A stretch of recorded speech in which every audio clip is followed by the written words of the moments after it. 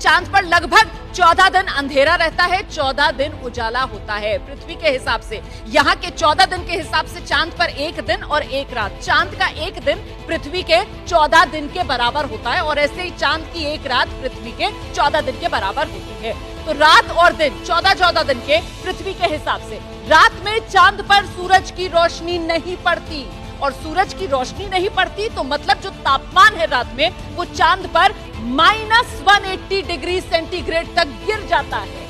रोशनी की कमी से जो सौर पैनल है बिजली पैदा नहीं कर सकते हैं, क्योंकि जब सतह पर उतर जाएगा विक्रम लैंडर, तो चाहे लैंडर हो या फिर रोवर हो, उसको ऊर्जा के लिए सौर पैनल लगे हुए हैं।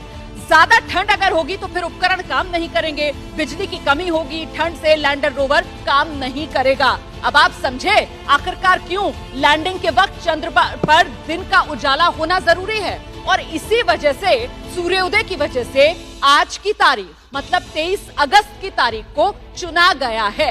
तो ये वजह 23 अगस्त चुना गया है विक्रम लैंडर के चांद की सतह पर पहुंचने के लिए। सीधे मैं आपको अब मून सेंटर लेकर चलूंगी दीपा के पास। बिल्कुल 14 जुलाई की तारीख जब लॉन्चिंग और 23 अगस्त की आज की तारीख है जब सॉफ्ट लैंडिंग होनी है, नई इबारत लिखने को तैयार है हिंदुस्तान। और धुकधुकी देखिए सभी को हो रही है, दिल की धड़कनें सभी की बढ़ी हुई हैं। नेहरू तारामंडल दिल्ली से अहमद बिलाल मेरे साथी जुड़े हुए हैं, सीधे उन्हीं का रुख कर लेते हैं। बिलाल देखिए वहां पर भी सभी को बेकरारी से इंतजार वो लोग कर रहे होंगे, सभी कर रहे होंगे कि अब शाम जल्दी से हो और लैंडिंग हो जाए, ये खुशखबरी सामने आ जाए। क्या तैयारी आप देख पा रहे हैं बिलाल?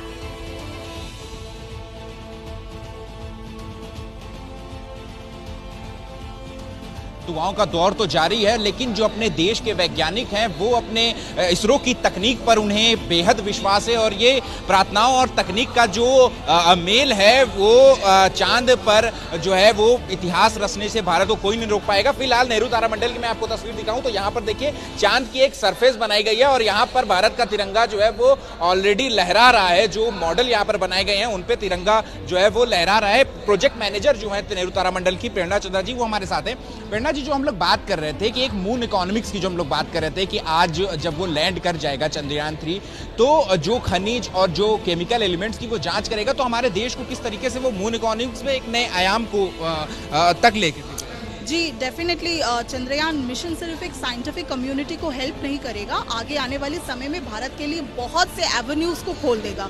शिक्षा के क्षेत्र में या सॉफ्ट लैंडिंग कराने वाले देशों में शुमार हो जाएगा। और जो बाकी जो विकसित भारत की तरह विकसित देश हैं जो इस टेक्नोलॉजी का हमसे चाहते हैं, खरीदना चाहते हैं, उसके लिए एक बहुत इंपॉर्टेंट सोर्स बन जाएगा। अच्छा, एक जरूरी सवाल ये भी है मैम कि कब तक ये कंफर्म हो जाएगा कि जो चंद्रयान 3 है वो आज ही 6:04 बजे ही लैंड कर जाएगा, क्योंकि एक प्लान भी 27 अगस्त का भी रखा गया? जी बिल्कुल, अब आगे आने वाला जो भी समय जाता है, जैसे ऑफिशियल्स ने कल बताया भी था 4-4:30 बजे हमें इस बात की पुष्टि हो जाएगी कि हम सही तरीके से मूव फॉरवर्ड कर रहे हैं और अभी तक कोई दिक्कत नहीं है। जैसे ही घड़ी का काटा दोपहर 2:30 पे आए, बबीता जी का दिल सास बहू साजिश के लिए मचल जाए।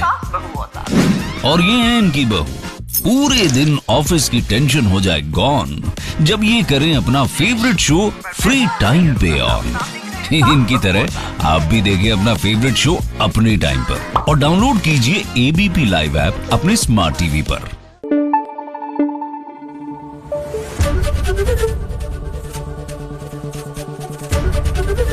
एबीपी न्यूज आपको रखे आगे।